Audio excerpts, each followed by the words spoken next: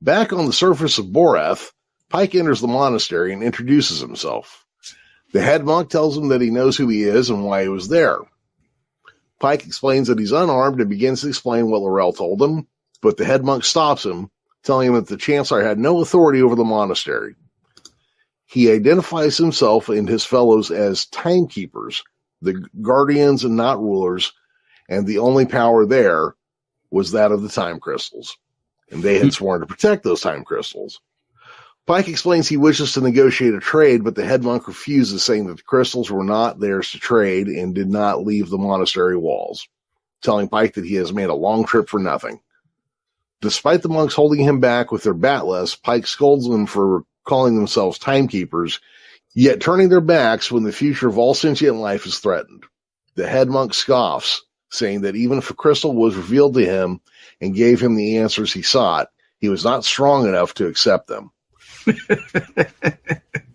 Apparently, dude hasn't seen Pike at his best yet, I guess.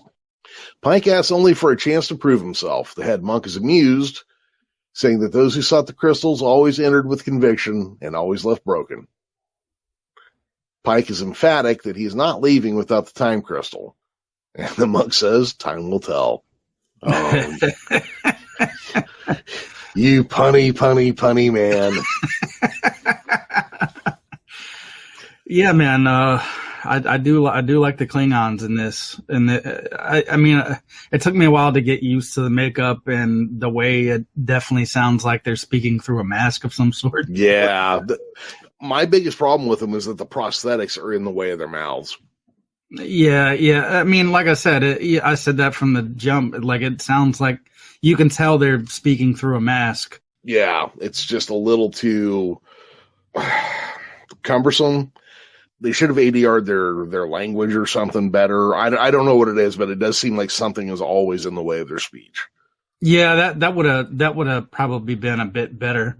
Because, other Klingons through all the other shows, they don't sound like that necessarily. No. Now, I think maybe some of the Klingons in the JJ verse did sound a little like that, but not quite so bad, I feel like. Their makeup was still a little lighter than this, I think, but I actually really liked the JJ design for the Klingons. Yeah, I did too. It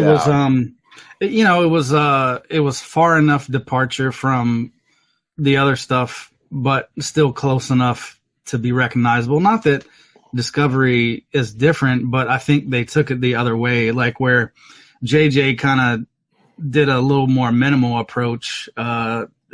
Discovery went the other way. Oh, yeah. I mean, hey, let's give them like extra knuckles on each hand and claws instead of fingertips.